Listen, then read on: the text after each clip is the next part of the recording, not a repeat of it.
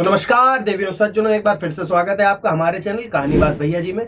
तो आज की कहानी है के भैया की नई पिक्चर के बारे में। के नहीं वे SR के। हाँ, SR भैया की नई पिक्चर जवान के बारे में। तो चलिए शुरू करते हैं बगैर समय गवाए। तो कहानी शुरू होती है जहाँ पे एक लेडी नदी के किनारे अपने बेटे के साथ लकड़ियां काट रही होती है, बिल्कुल मेरे एक्स के तरीके जैसे उसने मेरा काटा था। तभी उसका लड़का देखता है कि नदी में एक लाश बह रही है और अपनी मम्मी को बताता है, तो वो उसको अपने साथ गांव ले जाती हैं क्योंकि वो जिंदा होता है और बहुत ज्यादा जख्मी होता है। फिर वहाँ पे गाँव के एक बूढ़े बाबा उसका इलाज करते हैं और वो होते हैं अपने SR के चाचा। फिर एक दिन गाँव पे कुछ लोग हमला कर देते हैं और फिर SR के चाचा उड़ जाते हैं और उन लोगों से लड़ते हुए गाँव वालों को बचा लेते हैं, मगर उनको कुछ याद नहीं होता, मतलब वो गजनी बन जाते हैं, मतलब उनकी मेमोरी लॉस हो जाती है और वो पूछते हैं कि मैं कौन हूँ। तो एक छोटा लड़का आता है और बोलता है, मैं जब बड़ा हो जाऊंगा तो मैं पता करके बताऊंगा कि आप कौन हो। फिर कहानी पहुंच जाती है 30 साल बाद। मुंबई में एक मेट्रो दिखाई जाती है जहाँ दिखाई जाती है कल्कि, जानवी, हेलाना, ईरम, और तभी वो लोग एक लड़की को मेट्रो में बुलाने के लिए ट्रैफिक जैम करवा देते हैं और लड़की मजबूरन मेट्रो लेने पहुंच जाती है और वहाँ उसकी मदद करती है लक्ष्मी, और SR के भैया के साथ मिलके ये लोग मेट्रो को हाईजैक कर लेते हैं। फिर एक पुलिस वाला उन सब की मदद करने के लिए आगे आता है तो SR के भैया उसको पेल देते हैं और सबको डराने के लिए एक मुस्लिम लेडी को गोली भी मार देते हैं जो कि उन्हीं की टीम की होती है। और फिर SR के भैया सरकारी लोगों से बोलते हैं, जल्दी किसी ऐसे को बुलाओ जो हमारी डिमांड्स पूरी कर सके। फिर बुलाई जाती है नर्मदा राय हाईजैकर से नेगोशिएशन करने के लिए, जो कि होती है ऐसे मामलों को हैंडल करने में बहुत माहिर। और वो SRK से पूछती हैं कि तुम कौन सी ऑर्गेनाइजेशन से हो, तो वो बोलते हैं मैं एक आम आदमी हूँ,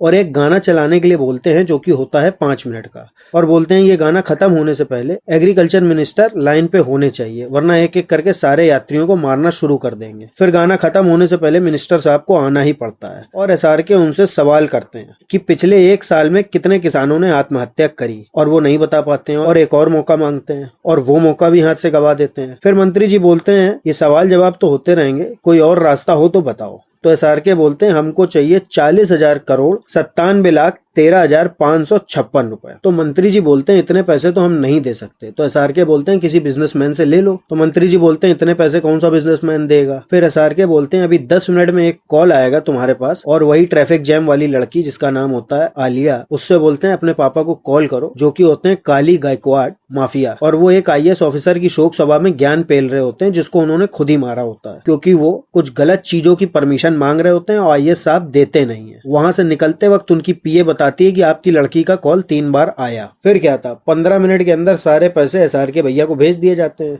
फिर आलिया उन लोग से बोलती है कि तुम सब लोग चोर हो। तो SRK खिसिया के बोलते हैं जितने पैसे हमने मांगे हैं उतने पैसे एक रात में इस सरकार ने तुम्हारे बाप के माफ कर दिए थे। और बताते हैं कल्कि के बाप जो कि एक किसान थे, उनका एक छोटा सा लोन देर से चुकाने की वजह से उनकी इतनी इज्जत उतारी गई कि बेचारे ने आत्महत्या कर ली और मजबूरन कल्कि ने बैंक वालों को मार दिया। फिर SRK की बात सुनने के बाद सभी लोग उनका साथ देने के लिए तैयार हो जाते हैं और SRK के गेटअप में ही मेट्रो से बाहर निकलते हैं। बाहर नर्मदा अपनी टीम के साथ खड़ी होती है मगर उनको पकड़ नहीं पाती, और वो जो पैसा लिया होता है इन लोगों ने वो सारे कर्जदार किसानों का कर्जा चुका देते हैं। और फिर सबको पता चलता है कि वो सारी लड़कियां जेल में रहती हैं और उस जेल का जेलर SRK यानी कि चीफ होता है और उनका नाम होता है आजाद। और मिशन पूरा होने के बाद वो वापस जेल पहुंच जाती थी। आगे दिखाया जाता है कावेरी अम्मा को, जिन्होंने आजाद को पाला होता है, और वो लेके आती हैं आजाद के लिए एक रिश्ता। और जहाँ रिश्ते की बात करने जाते हैं वहाँ लड़की तो नहीं मिलती मगर लड़की की लड़की मिलती है जिसका नाम होता है सूजी। वो बताती है कि मम्मी ने उसको ही भेजा है लड़का देखने के लिए क्योंकि वो ये शादी मेरी वजह से ही कर रही है। फिर पता चलता है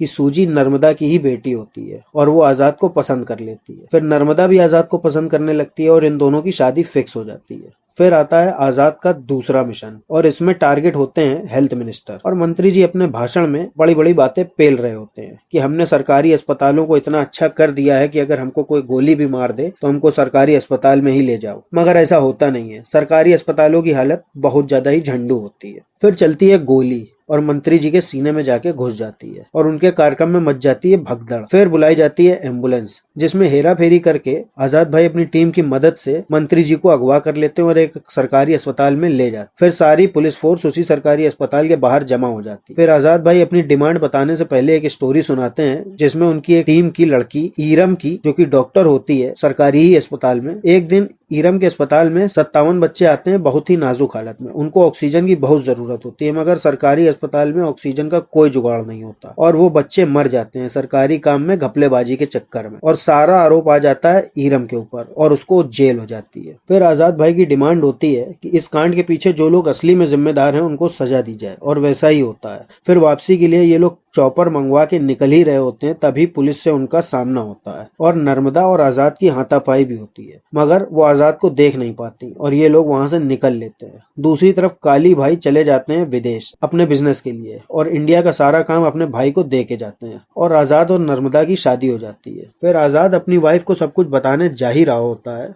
मगर नर्मदा की टीम सब कुछ पहले से ही पता लगा लेती है और उसको बता देती है, और नर्मदा आजाद को गोली मार देती है। तभी होता है उन पर हमला और दोनों लोग उठा लिए जाते हैं, और वो हमला करवाया होता है काली के भाई ने। और वहां पे वो लोग नर्मदा और आजाद को पेल रहे होते हैं, तभी वहां एक आदमी की एंट्री होती है जो कि होते हैं आजाद के पिताजी विक्रम राठौर, और वो आके काली के आदमियों को पेल देते हैं और दोनों को बचा लेते हैं। और काली भाई उधर विदेश में आए हथियारों के व्यापारियों से बोलते हैं, अगर आप लोग अपने देश में फैक्ट्री खोलोगे तो आपके अपने ही लोग धरना दे के उसको बंद करवा देंगे, क्योंकि उससे बहुत पॉल्यूशन होता है। मगर अगर आप लोग मेरा साथ और अपना पैसा हमको दो तो इंडिया में हम अपनी ही सरकार बना के सारी फैक्ट्री खोल सकते हैं और कोई कुछ बोलेगा भी नहीं। और वहां पे एक आदमी होता है जो बोलता है हम 80% देने को तैयार हैं। काफी खतरनाक टाइप का आदमी होता है, और इनकी डील हो जाती है। फिर काली को पता चलता है कि उसके भाई को किसी ने इंडिया में मार दिया है, और इधर नर्मदा आजाद के बारे में जानने के लिए ईरानी के साथ प्लानिंग करके जेल में जाती है और उसी कमरे में पहुंच जाती है जहां आजाद की टीम होती है। और वहां पे वो लड़कियां बताती हैं कि आपको आजाद की स्टोरी जानने से पहले विक्रम राठौड़ की स्टोरी जानना जरूरी है, और वो लोग विक्रम की कहानी सुनाती हैं जो कि होती है 1986 की। वहां पता चलता है विक्रम और उसकी वाइफ ऐश्वर्या के बारे में।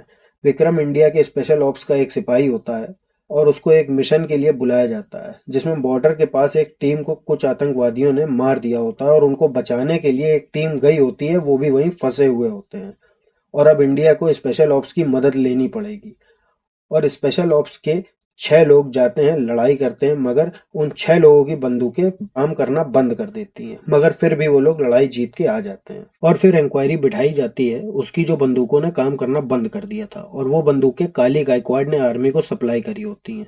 और जितने भी सैनिक मारे जाते हैं उन्हीं बंदूकों की वजह से मारे जाते हैं, और काली गायकवाड़ के साथ आर्मी सारी डील्स कैंसिल कर देती है और उसके ऊपर इंक्वायरी बिठा देती है। उसके बाद काली अपने लोगों के साथ विक्रम के घर पर हमला कर देता है और उसकी वाइफ को झूठे केस में फंसा देता है, और विक्रम को प्लेन में ले जाके 4-5 गोली मार के प्लेन से नीचे फेंक देता है, और विक्रम को देश का गद्दार घोषित करवा देता है।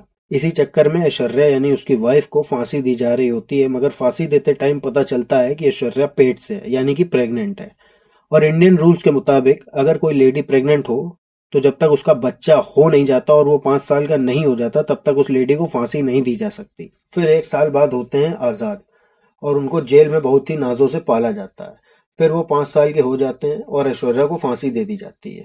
फिर कहानी प्रेजेंट में आ जाती है। यहाँ वही पुलिस वाला दिखाया जाता है जिसने मेट्रो में लोगों की मदद करने की कोशिश करी थी, और वो वही लड़का होता है जिसने शुरुआत में विक्रम से बोला होता है कि जब मैं बड़ा हो जाऊंगा तो मैं पता लगाऊंगा कि आप कौन हो। और फिर वो लड़का विक्रम की बाकी की टीम का पता करता है, मगर विक्रम की याददाश्त अभी तक वापस नहीं आई होती है, और आजाद भी अपने पापा से मिलकर बहुत खुश होता है। और उन 6 लड़कियों ने नर्मदा को सारी स्टोरी बताई और नर्मदा उनका साथ देने के लिए राजी हो जाती है, मगर ईरानी गद्दारी कर रहा होता है। वो काली के लिए काम करता है और आजाद की टीम और नर्मदा को मारने जा रहा होता है और उसकी लड़की को भी, मगर आजाद के पापा यानी कि विक्रम उसकी बेटी को बचा लेते हैं और आजाद अपनी जेल में जाके बाकी लड़कियों को, मगर ईरानी लक्ष्मी को गोली मार देता है और ये लोग उसको बचा नहीं पाते। फिर आजाद काली का पैसा जो कि ट्रकों में आने वाला होता है उसको लूटने के लिए एक प्लान बनाता है जिसमें वो अपनी टीम के साथ उन पर हमला करता है और अपने पापा से बोल देता है कि आप लोग यहीं रुको, हम लोग देख लेंगे।